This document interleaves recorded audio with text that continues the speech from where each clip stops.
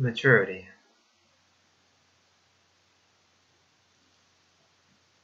What I've come to learn about maturity is that it's really just an expectation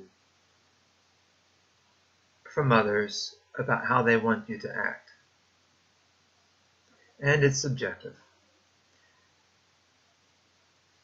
It is along the same spectrum as stubbornness.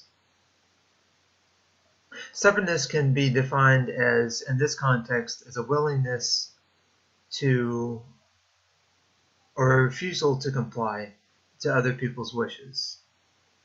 This has nothing to do with whether the other people's wishes are morally right or wrong or neutral, and all those may be the case.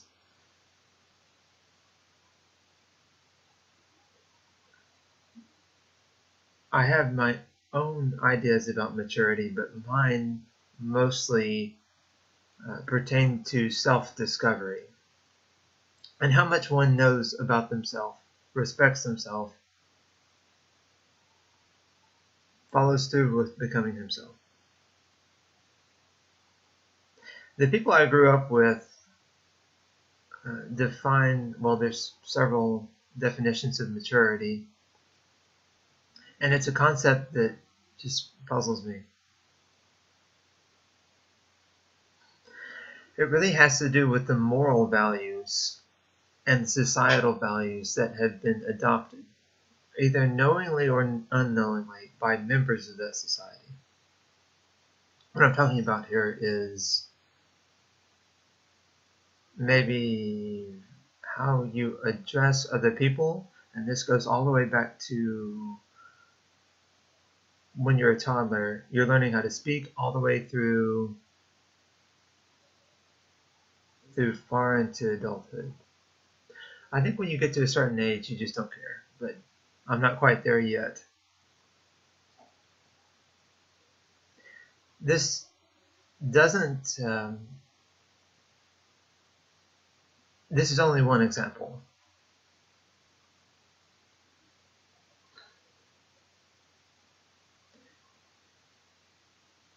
What I want to get at here about my story is that maturity, I found out, was subjective. The way I found out it's subjective is that the subculture in which I was raised, which is a strict Christian household, they define maturity as the respect, first and foremost, of all authority, no matter in what context or what role. Anyone who claimed authority deserved respect, is what I was taught. So this could be a police officer, a judge, a church official like a minister. We have deacons there. There's a hierarchy there. That's a video. So within that hierarchy, there are people who are always to be respected. So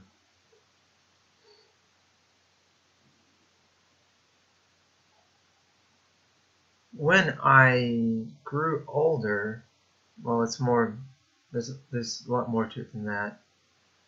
There was also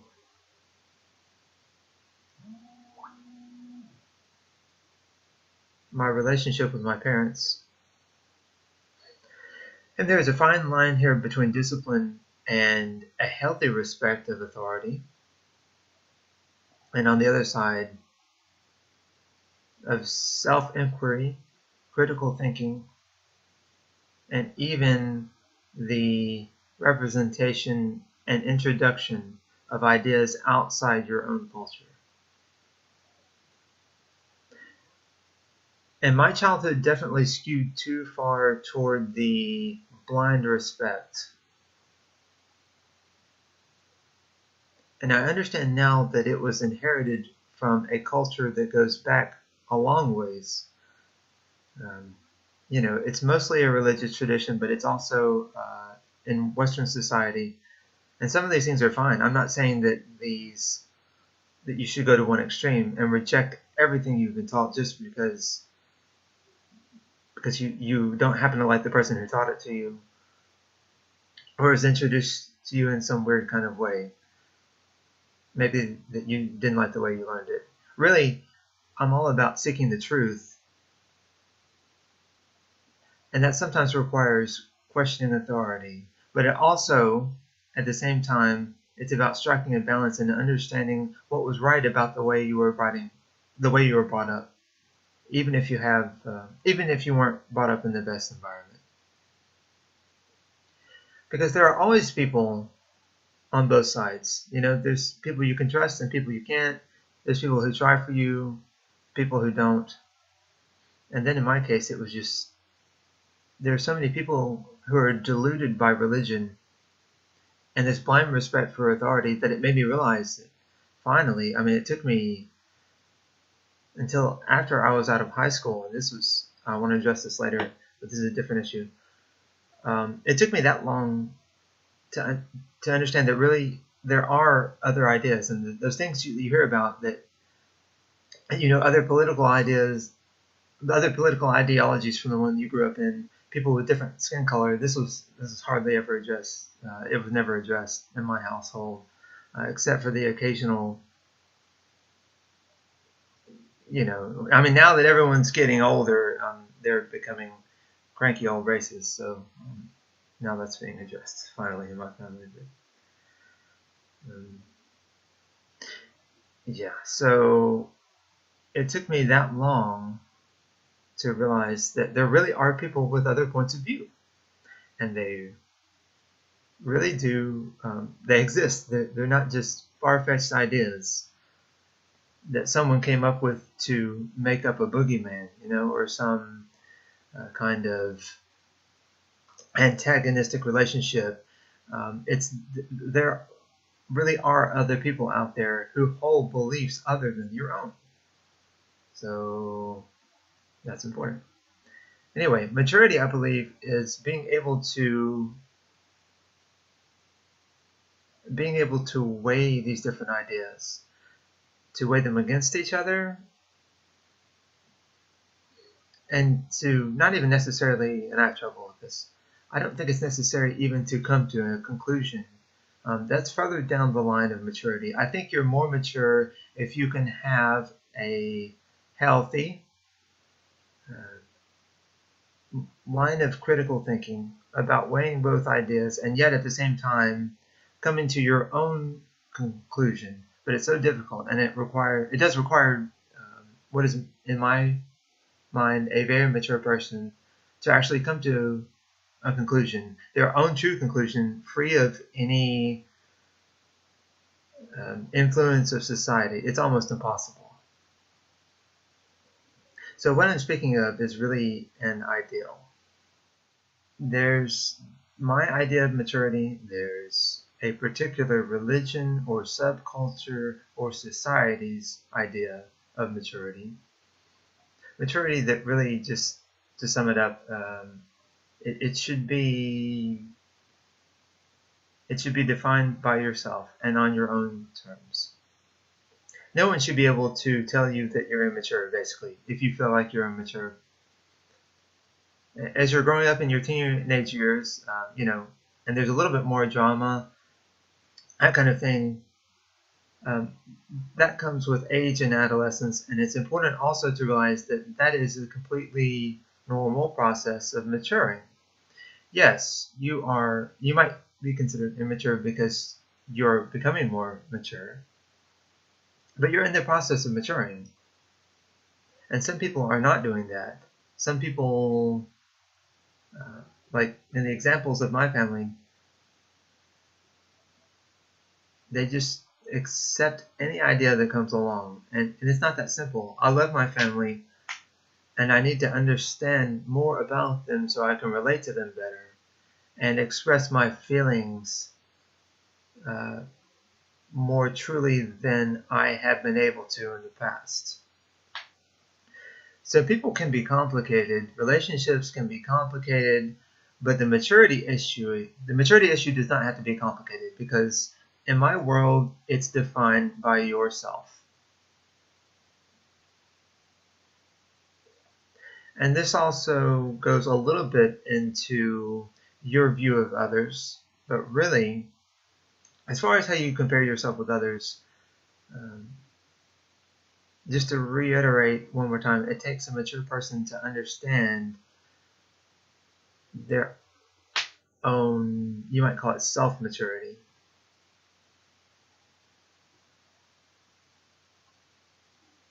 The other issue I want to address is again, from a personal standpoint, this is maybe not as important as the earlier point I just made, it's the age issue.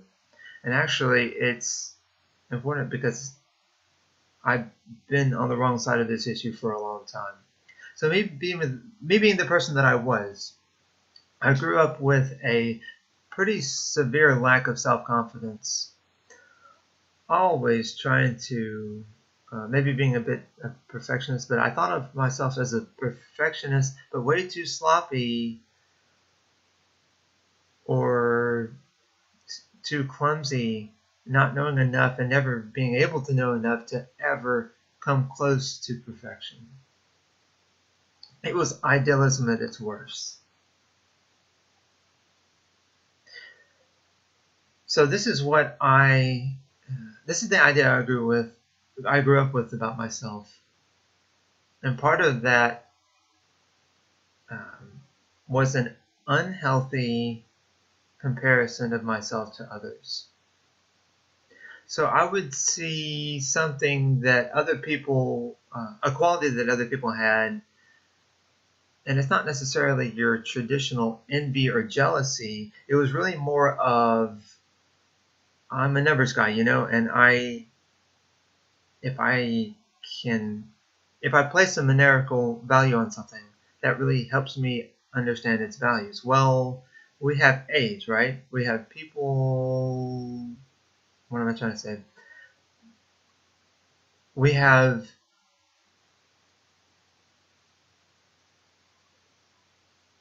stereotypes. We have roles for people at certain age groups. And there's a lot of them, toddlers, children in general, then into teenagers, 20-somethings, early adulthood, getting over the hill, and then later adulthood, old age.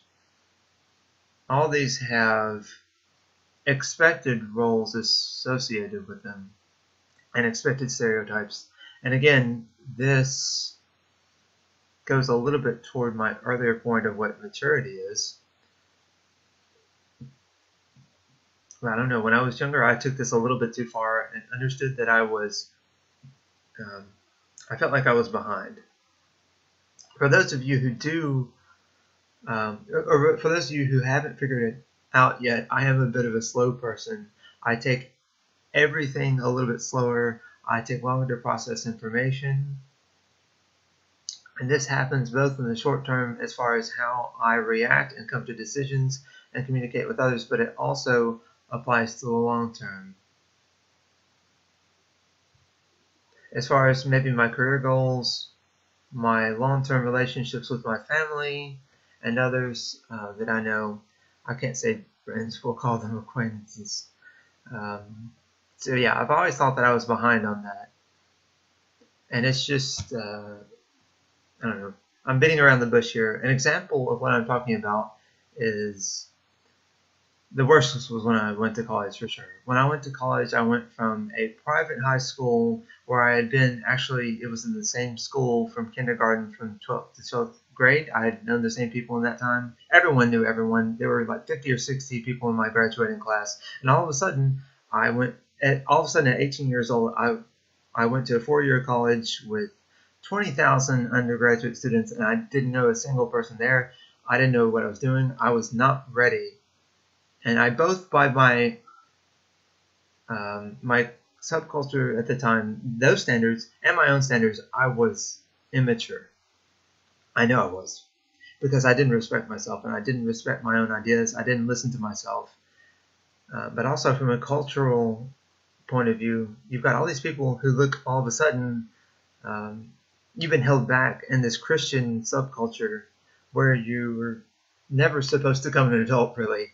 unless you stay within that subculture, because you're not allowed to question ideas. And then all of a sudden, hey, all these people have their lives figured out at 18 years old. They know what major they're going for. Some of them had already, I don't know, crazy stuff. This is not a true example, but they'd already written books, that kind of thing. They've done some already kind of adult things. Oh, that includes the other kind of adult things too, this sex and alcohol and that kind of thing. All of this made me feel a little bit behind.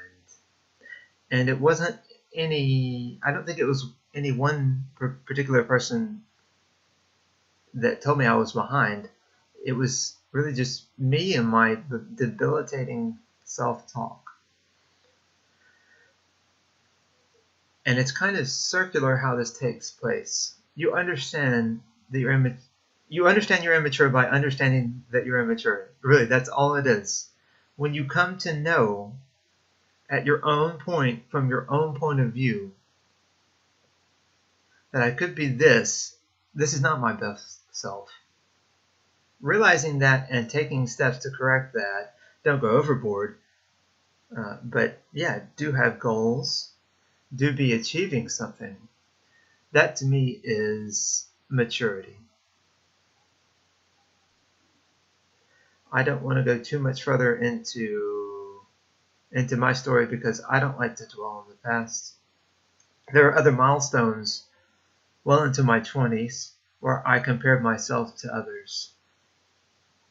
For example, I still don't have a bachelor's degree. I've been trying ever since I was 18. I'm now 33, and I'm still going for it. And my path has not exactly been, in fact, it hasn't at all been the traditional path of an American student. And that's fine. It's taken me a decade and a half since I started college, but I've come to terms with that. And I'm a better person for it now. It's not about how much money you make. It's not about what degree you have. If you're on the best terms with yourself, that is great. That is one of the best things you can say about anyone.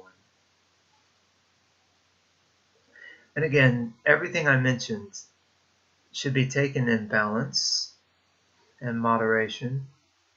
There are, overconfident people who are too in love with themselves, which is,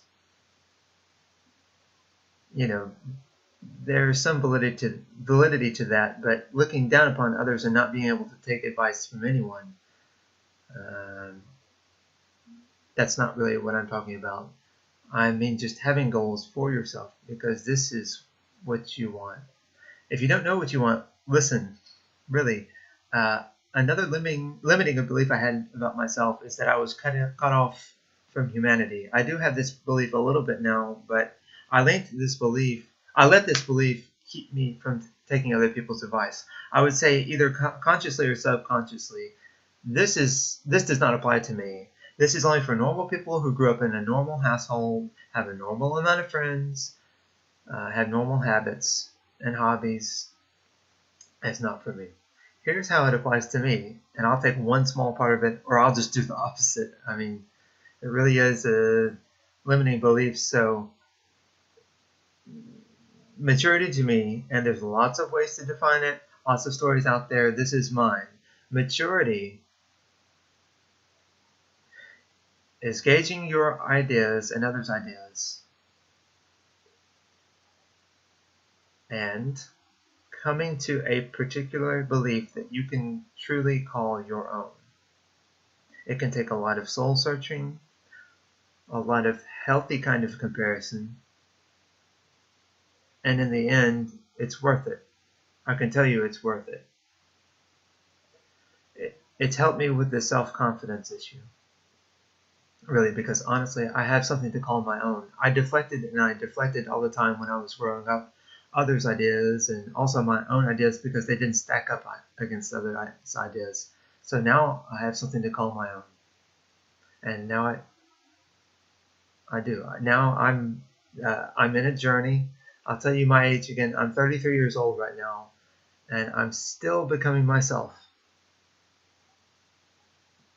And this is right where I need to be. I'm learning, I'm improving, and I'm living more intentionally. And to me, that's what maturity is.